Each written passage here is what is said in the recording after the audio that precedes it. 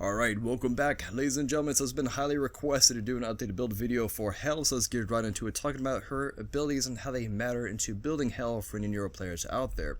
For one, she is a mage and does change of stances. So with that, you definitely want to have cooldown reduction. It's up to you if you want to go full 40% cooldown reduction, which that's actually the most popular, but you definitely want to have some type of cooldown reduction, so that way you can get the most use out of both sides of her kit, which are both really strong. She has a really high burst damage, especially in the late game, as well as really useful supportive skills on her light stance, as well as it has a 2-second cooldown, so it's not going to go any too much lower, but it does help having cooldown reduction to just lower that down just a bit.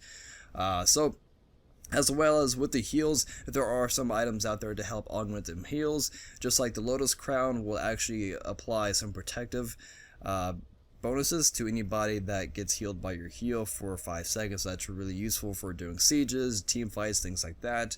As well as the Rod of Asclepius will actually increase your healing of you and your allies around a certain radius. So that's actually 2 good items to pick up there. As well as for an active, the Heavenly Agility is really great at increasing your heals, immunity to slows, increased movement speeds for you and everybody around you. And so that's just about it as far as how our abilities matter into actually building HEL. So let's get into actually building HEL, starting with Conquest. Conquest, you always want to have a starter item, and for most mages it is definitely the Vampiric Shroud. The reason being is the passive is really great at the early stage of the game, so that way you can just sustain yourself with both HP and mana. So you just use your 3 to clear, boom, instant jump in HP and mana, so you can just, like I said, just sustain. After that, it's fairly common to go into a tier 1 item. For HEL, it's going to be the Lost Artifact. We can just go to the recommended tab here, and you can see most of these items that are really great for HEL. The reason why you go to a tier 1 item, for both, it's cost efficient for what it does. It gives you the MP5 that you need in the early stages of the game to get going. Magic power is always great, and then from there, if you have any remaining money, you can just go into potions. But often we save this tier 1 item and we finish it later on. The next item you go is definitely into the boots. If you're looking just for pure damage, sure, you can go to Shoes of Magi, that's up to you, but more than likely we definitely would go to Shoes of Focus, so we can have that cooldown reduction throughout the entire game, and we can make the really great use out of that stat, because like I said, we change stances, we need the healing, things like that. After you pick your boots of choice, you definitely want to go back and you can finish this item to Chronos Pin it, or you can go into a stacking item after that and then go back and finish the Rod to Hoodie. It's kind of up to you. But for now, let's just go back and finish the Chronos Pennant. Like I said, Conquest, you're just killing a bunch of minions for a majority of the game, so you can go into a stacking item and you can get a lot of use out of it.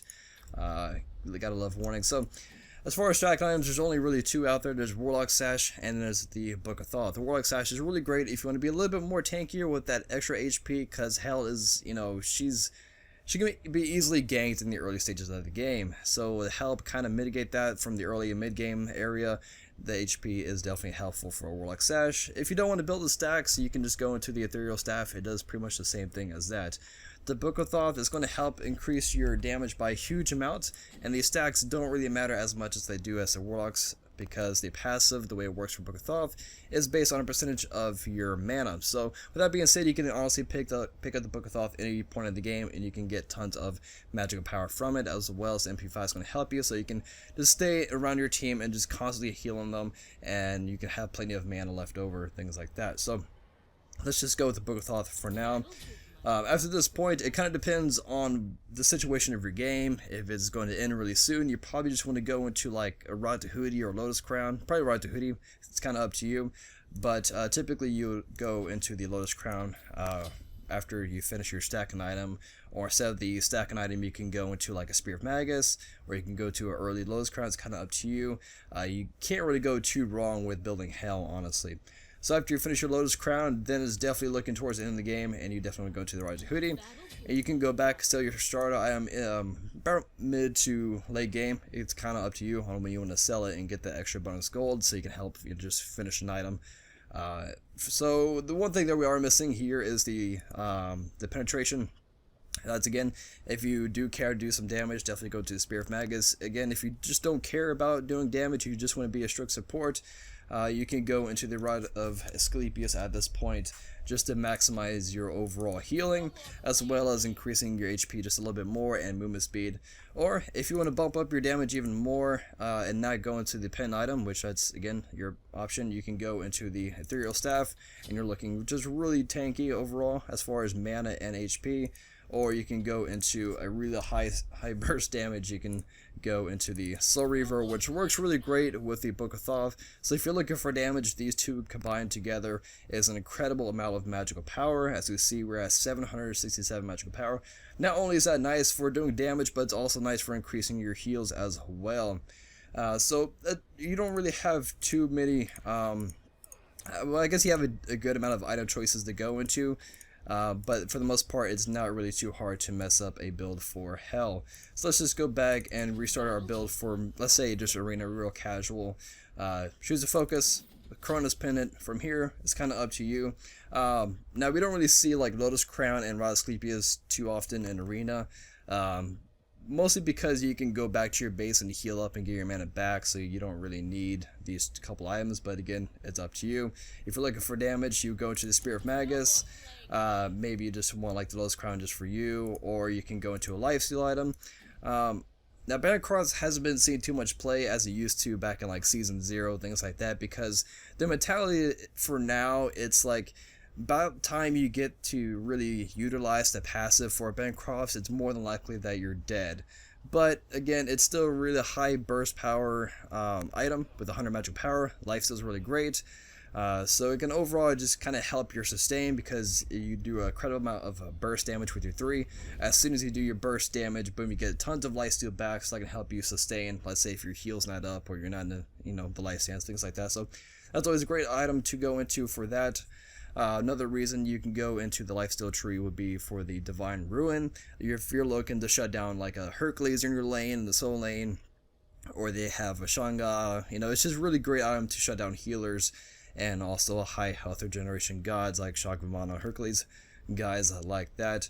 So let's just go into like the Bancrofts now, and then you definitely want to go into the Rod Hoodie for the game modes that don't really last too long because it's such a high boost to your magical power.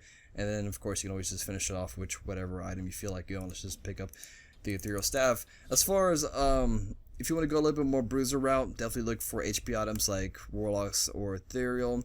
Go into the Void Stone. That's a great bruiser item if you want to be like semi-tanky and do some moderate like support healing, things like that. And as well as the Breastplate of Valor, like I mentioned before.